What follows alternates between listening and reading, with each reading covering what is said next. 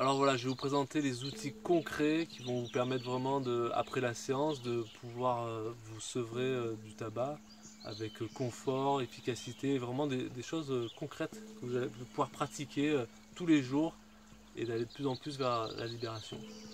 La première chose, c'est la cohérence cardiaque. Cohérence cardiaque, comme je disais, c'est de respirer des cigarettes d'air pur. Alors comment ça marche concrètement? C'est juste 3 fois par jour. Matin, midi, soir, on va respirer pendant 5 minutes. L'intérêt de cette chose-là, c'est de... On respire 5 secondes, inspire 5 secondes, expire 5 secondes. En respirant à ce rythme-là, on se met sur la fréquence 0,10 Hz. Et en fait, la cohérence cardiaque, ça veut dire quoi? Ça veut dire qu'on a un système nerveux autonome dans le corps qui gère tout. Tout, que ce soit la transpiration, le sommeil, l'assimilation des éléments, l'élimination, le poids du corps, la température, la concentration, la mémorisation, les douleurs dans le corps, la circulation d'énergie. Donc il y a vraiment deux sous-systèmes dans ce système nerveux autonome. Il a deux sous-systèmes, comme un accélérateur et un frein, pour pouvoir s'adapter. Et le sympathique, lui, il gère tout ce qui est justement action, la programmation ancestrale, c'est la fuite ou le combat. Et l'hormone qui est associée, c'est l'adrénaline. Si je dois m'enfuir, ça va dans les jambes. Si je dois me battre, ça va dans les bras. Et une autre hormone qui est associée, c'est le cortisol. Le cortisol, c'est l'hormone du stress. C'est beaucoup moins puissant que l'adrénaline, mais c'est quand même puissant et c'est latent.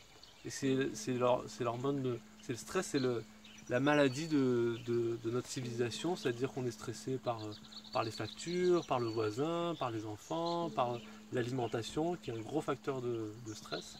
Et tous ces facteurs-là font que on se sent pris dans une... En tout cas, on est incapable de pouvoir se reposer. C'est-à-dire qu'on va être pris dans une spirale qui va nous amener à avoir des compulsions. On n'aura plus le temps de réfléchir, on sera en mode réactif. Donc on n'a plus de recul.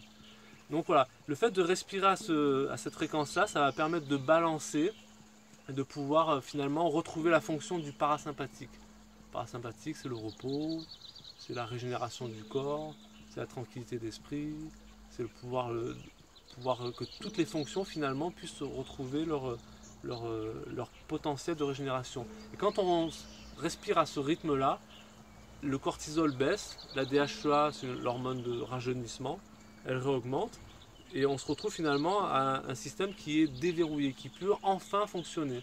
C'est comme si quand on respire à ce rythme-là, le corps peut enfin retrouver et faire son job. C'est comme un cheval de Troie pour aller dans le système et déverrouiller le système pour qu'il puisse finalement faire...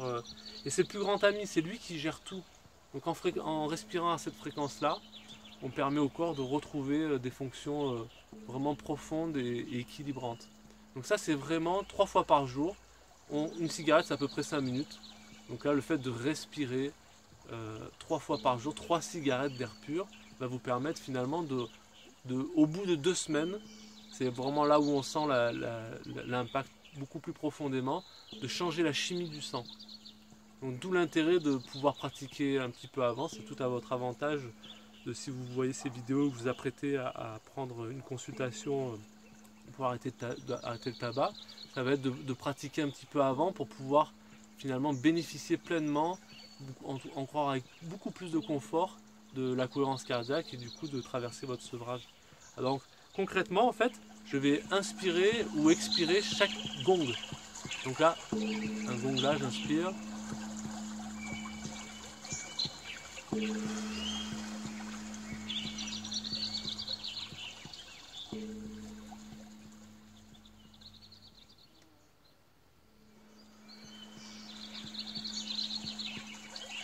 Ainsi de suite, j'inspire quand j'entends un gong et j'expire quand j'entends le prochain gong. J'inspire vivement, hein, c'est-à-dire que je prends vraiment le temps d'inspirer vraiment de l'air. C'est pas une petite respiration discrète, c'est j'inspire vraiment de l'air, j'expire vraiment de l'air.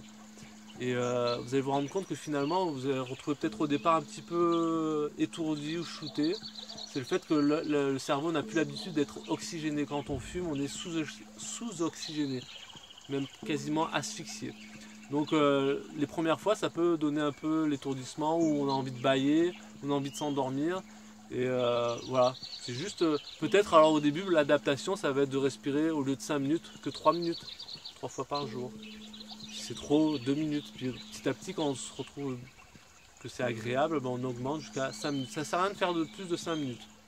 On n'aura pas plus d'effet qu'en respirant 8 minutes, 10 minutes. Donc 5 minutes, c'est juste ce qu'il faut. Matin, la première chose, je me lève du lit, je respire 5 minutes. C'est une nouvelle habitude qui va vraiment vous aider, que ce soit pour l'arrêt du tabac, mais pour bien nombre d'autres choses, à améliorer vraiment votre qualité de vie. À midi, ça va vous permettre aussi de vraiment faire une pause dans la journée, de vous recentrer et de pouvoir mieux assimiler vos aliments, alors donc du coup plus d'énergie, moins être sujet au coup de barre. Et le soir, de pouvoir vraiment vous endormir comme un bébé. Donc du coup, vous régénérez beaucoup plus profondément et vous levez du coup avec une autre énergie le lendemain matin. Donc je vous encourage vraiment à respirer la vie, à respirer profondément et ça va vraiment faire la différence dans votre vie et vous aider avec beaucoup de confort et de puissance dans votre sevrage.